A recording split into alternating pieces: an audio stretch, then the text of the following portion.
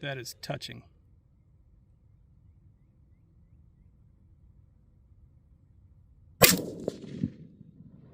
Also touching.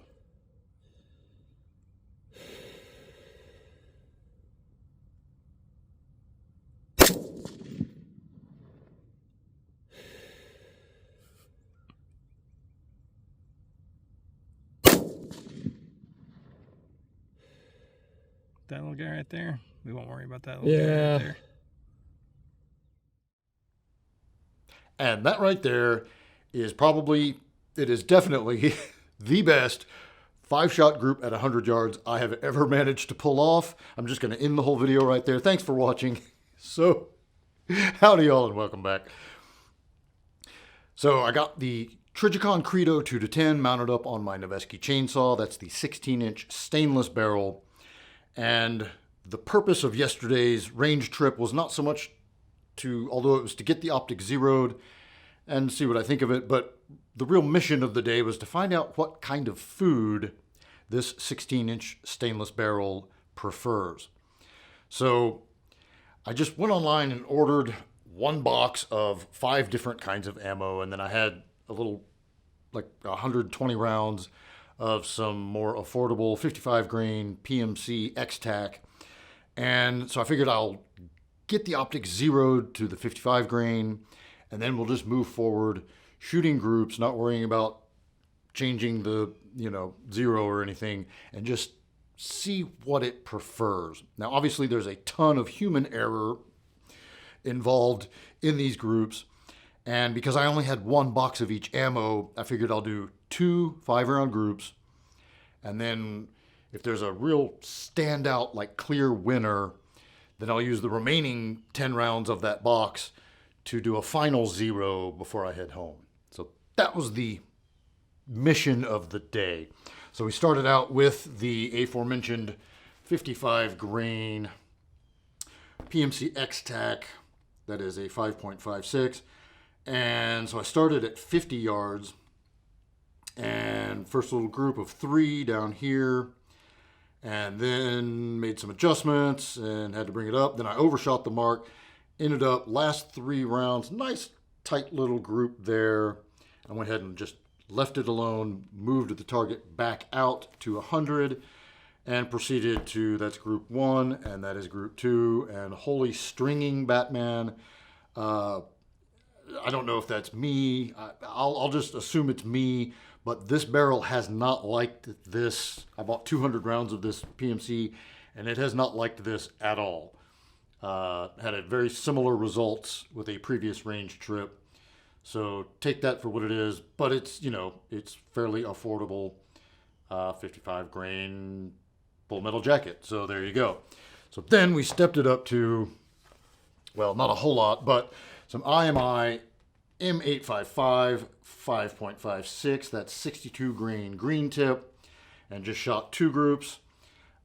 This one right here is all me. Like, I just pulled the trigger way before the hell I was ready. I think this is probably more representative of what that M855 is capable of. But again, not super impressive. But, it's M855, so I mean, I'll take it, but it's probably maybe about what's to be expected.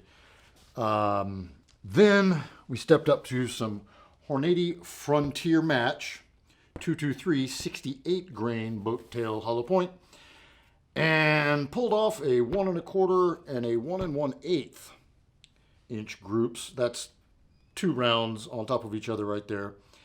And that's not too shabby. This ammo is not terribly expensive. It's Hornady's, Frontier line, a little more affordable.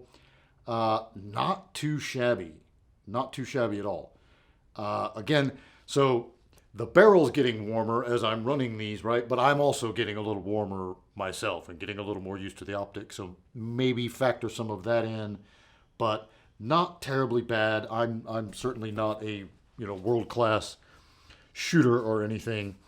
Then stepped up to the most expensive ammo of the day, which was Federal Premium Gold Medal Match 223 73 grain Berger OTMs. and pulled off a straight up 1-inch group. That's 3 rounds right there, and a 1¼ inch group. It really, really, really liked this ammo. I'm going to come back to this here in a minute. So then moved on to the 75 grain, which was Hornady Superformance 5.56 75 grain boat tail hollow point match.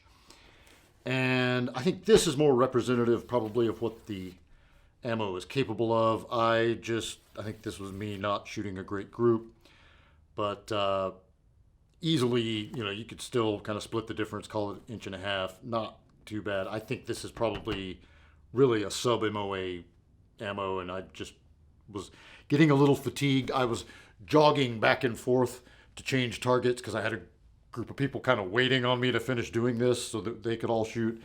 I was kind of feeling the pressure, so I'm a little winded between each round, so I'm really having to work my breath control, but still, I think it's, probably representative of me as a shooter. All right, so the more complicated target here, the 77 grain S&B 5.56 hollow point boat tails. All right, so this is the first 2 groups, a 1¼ and a 1 3/8, and this is what I was hoping was going to be the best performer. I'm not sure that it totally was, but when you measure price, like cents per round versus performance, I'm looking for a round that I can kind of stock up on that won't totally break the bank. So as opposed to the Federal gold medal match, this was basically $30 for a box of 20. This was like $18 for a box of 20. So I mean, that as you start stockpiling, that becomes a tremendous difference. So anyway, that's the first 2 groups. At the end of the whole day, I decided basically everybody had mostly left, so I had the range to myself again, and I figured, you know what, let's go ahead and zero the Optic to the 77 grain. So first 3 rounds at 50, tightened it up. That's actually 3 rounds. No, I'm sorry. First 3 rounds, 2 rounds. So now I've got 5 rounds left out of the box of, right? So that's the final. I made an adjustment, took it out to 100, made 1 adjustment, came in a little high, this is actually, I think, 2 or 3 more adjustments. That was the final shot. And I was like, well, I'm out of ammo, so I'm going to have to live. So that's my 0 for right this minute at 100, but it's probably, margin of error or whatever. So I will order some more. If anybody knows how to pronounce Cellier and Belot, Cellier and Ballot, leave a comment in the description. I'm clueless.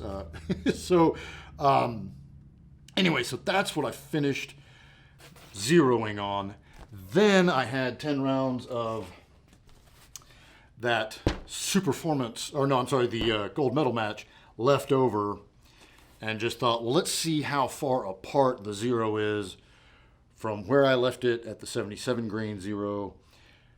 Shot this last, and this is actually what you're watching in that intro clip there. That's 4 rounds, and then number 5, and that's basically, it is just under 3/4 inch, and that is at 100. And then that's the second 5 rounds, also just maybe a hair under an inch. So that barrel, if you got, if money's no object, this might be my choice. Probably would have been my choice. I think it's the best performance that I got, but at $30 a box, I can live with the performance I got from the S&B. So anyway, that's pretty much the takeaway. I think the real lesson here is you get what you pay for, right? Again, you could make an argument I was probably getting a little better, getting a little more familiar with the glass as the day went on. But also, again, the gun's getting hotter, the gun's getting dirtier. But yeah, the 77 grain S&B I think is going to be the winner, at least for a while. So I'm going to go ahead and buy a healthy chunk of it here in the near future and set some aside for reasons, and then keep some for taking to the range for the next few range trips. Really reconfirm that zero when I've just got a nice slow day, probably at my local FUD range. But it is worth it. I think this exercise is really worth doing. I think there is an absolute plague in the 2A community of people just buying cheap 55 grain bulk, white box type ammo and just running it and expecting to get good results. And you won't, probably. Probably. So I think that, the idea of just buy at least one box of quite a few different kinds and see if there isn't one that just really shines out of your given barrel length, twist rate, etc. And if there is one, there's nothing wrong with buying lots of cheap 55 grain for mag dumping into trash and just having a fun range day, but maybe keep some of the better stuff on hand, loaded in magazines in a safe place for reasons, right? So anyway, that was a mouthful, and that's all I got for this one. Until next time, be easy, y'all.